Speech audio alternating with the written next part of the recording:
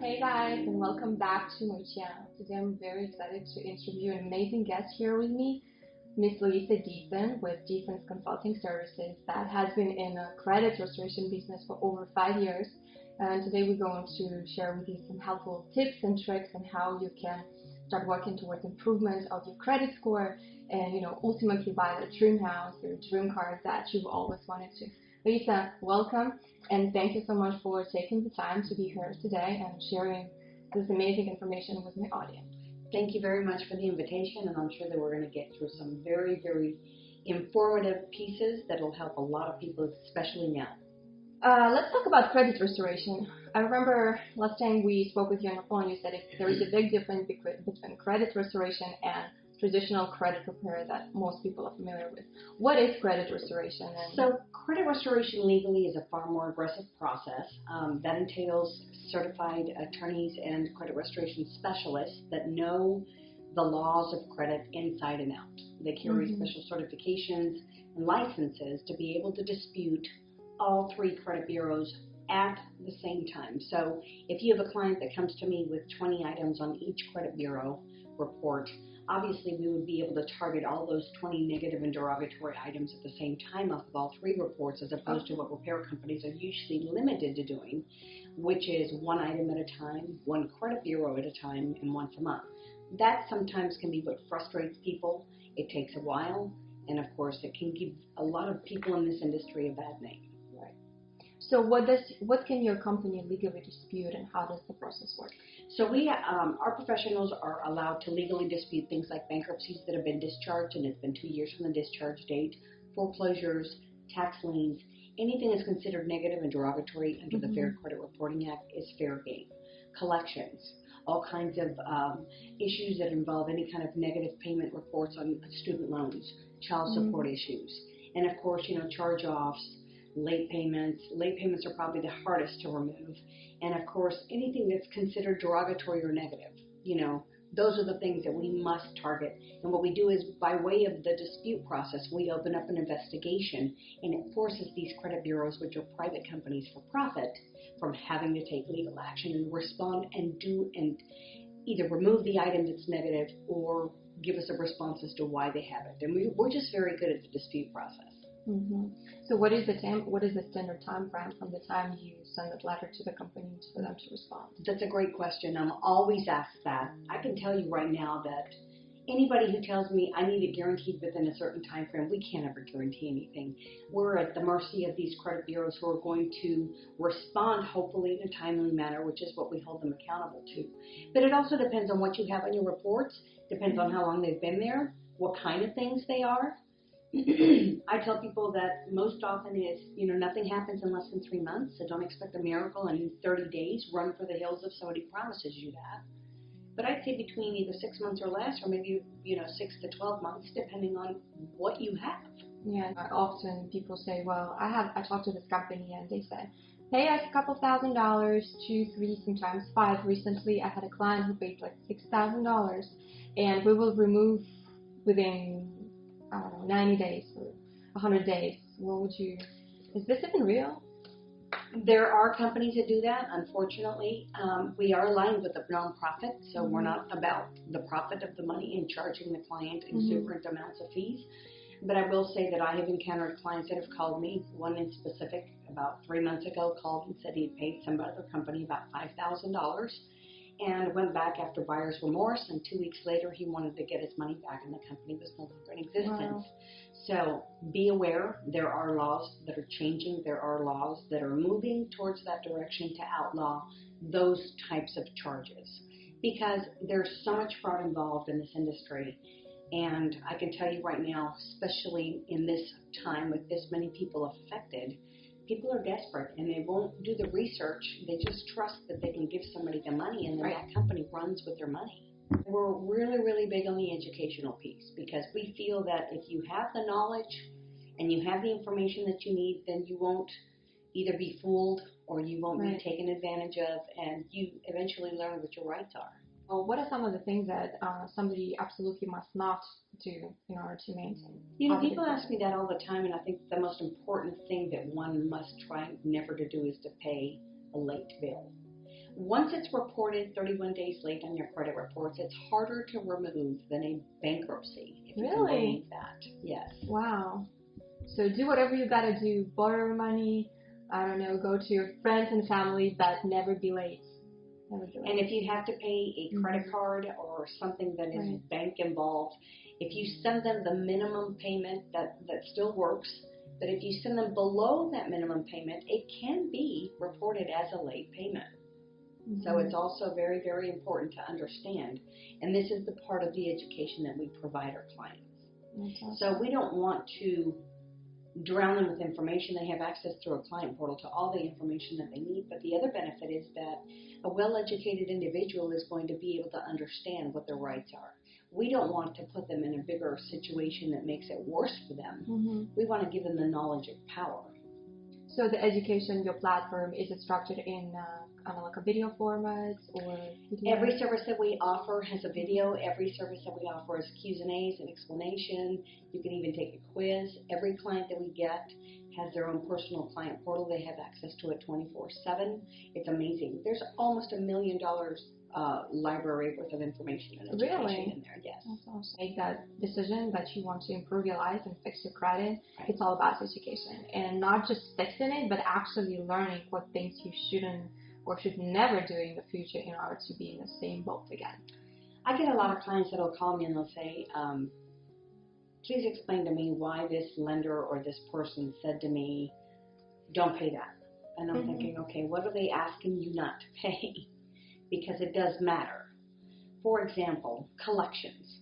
There are statutes of limitations in the state of Texas.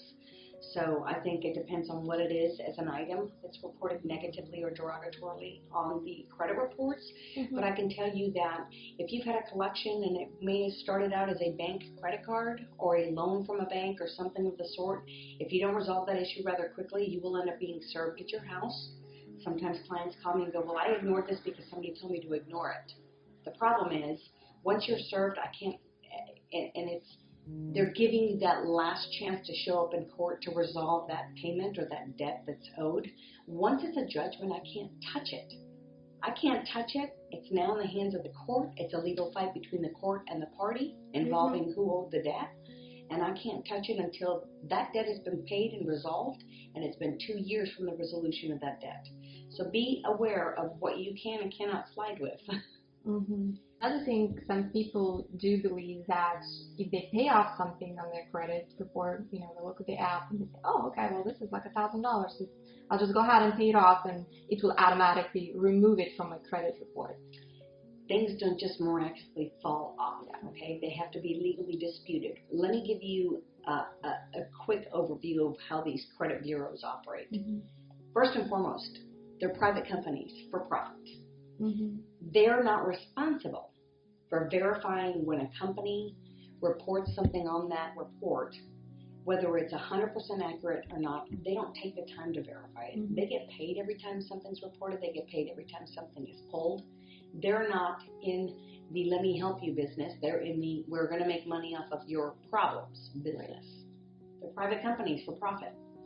The other thing is, the only way to open up a dispute is to include certain verbiage legally under the Fair Credit Reporting Act to try to remove something, and that person must include a copy of their Social Security card and a copy of their driver's license if it has the same address on it. If not, a simple bill like an electricity bill, a cell phone bill that has their name and that address would be enough to do address verification.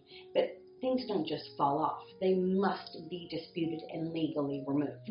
We tell people all the time that come to us with collection debt, you must resolve it, because the loophole is, although the primary company has sold it and they've now relinquished every right to ever come back and charge you, there is an agency that is charging you the money. They may have paid 40 or 60 cents on the dollar for that debt, and the loophole is you don't have a signed agreement with them, but some of that debt is owed.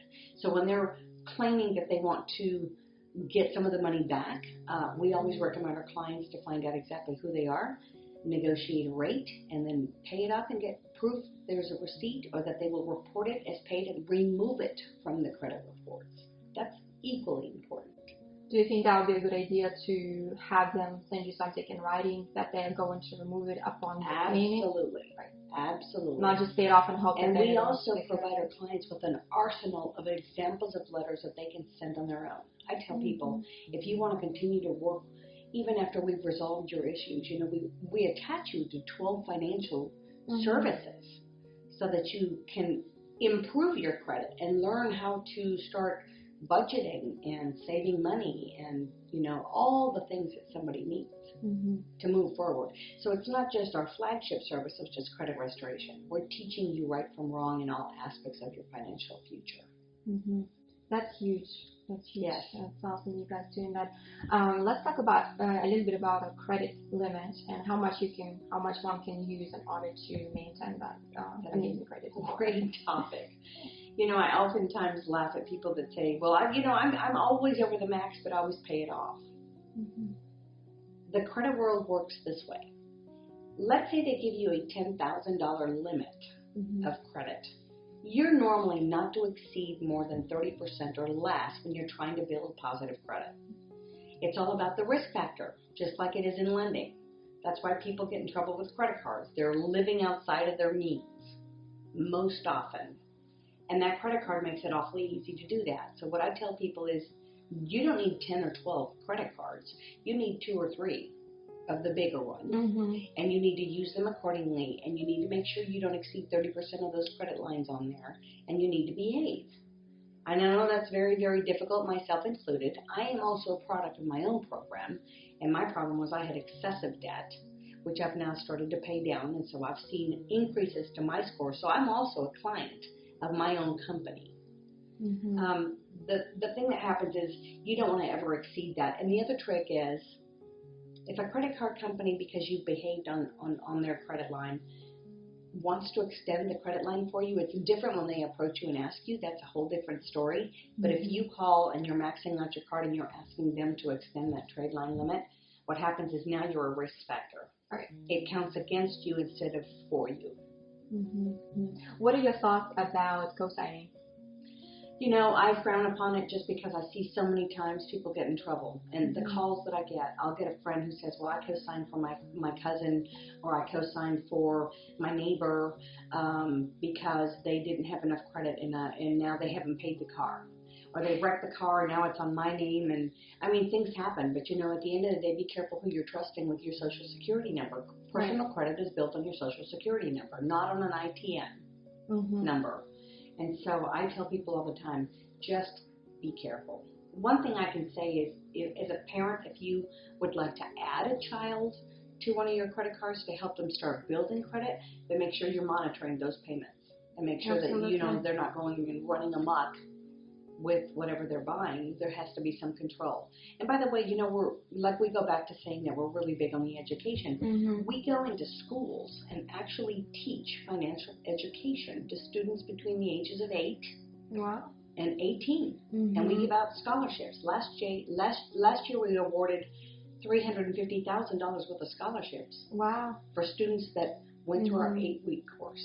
It's important to know. Awesome. That's awesome. A lot of schools unfortunately don't teach this financial literacy, and that's one of the things that you guys. It's the most basic thing you can teach. Yeah, because in life everything you're gonna do, and when you're growing up, so many things depends on your credit score.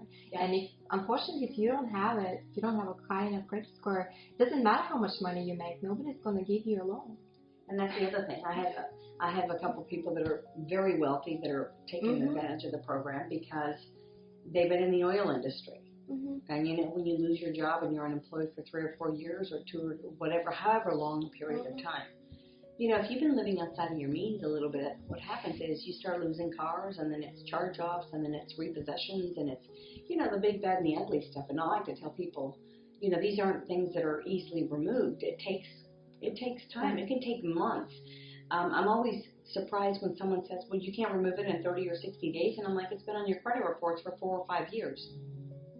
We're miracle workers in the sense that we do the right thing the first time, but we can't be expected to remove something that's been, sitting on your reports for quite some time. It's going to take us some time to remove those things.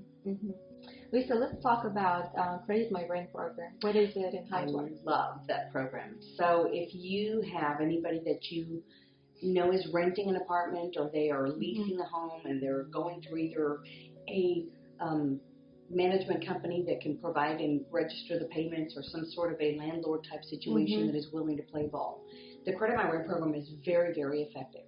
It takes about 45 days to report all the back payments. But if you've been renting and you select the program that allows us to go back and retroactively report 12 months of rent paid on time onto the credit bureaus, it's reported onto Equifax and TransUnion, and I've seen scores jump up between 20 points and 120. How much does it cost? Is it something that anybody can afford? You know, it's so affordable. It's almost, I think if you go back 1 year, it's over $100, like maybe $125 Really? to enroll. And then we can go back and retroactively report 12 months worth of rent paid on time.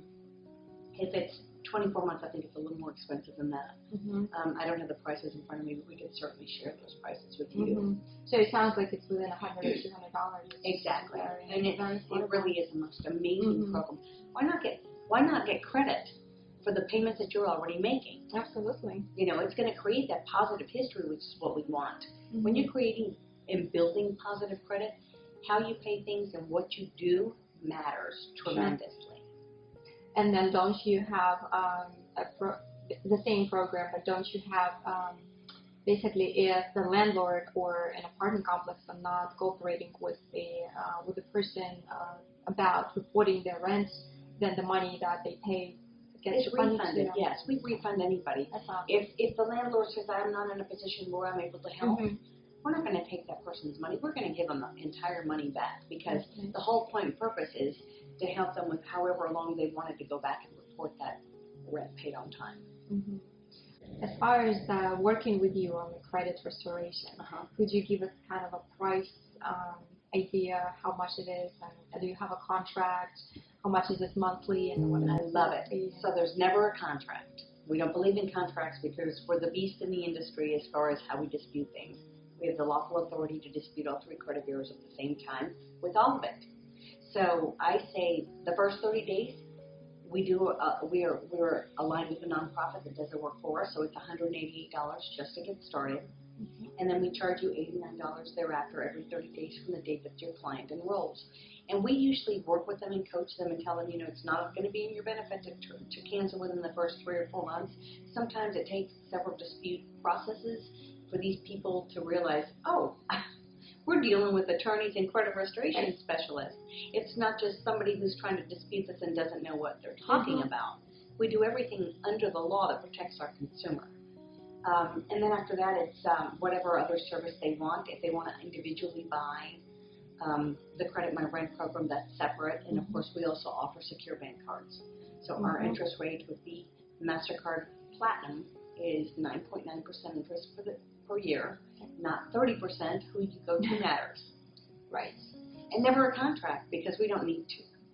So the secured credit, I assume this is for somebody who never had a credit card maybe and they're just getting started. We use them for both. Good option. We use them for people that may have never established credit and they need to have at least 1 or 2 credit cards that they can prove they use responsibly. It takes about really 6 to 12 months to really generate that positive income and that positive reporting.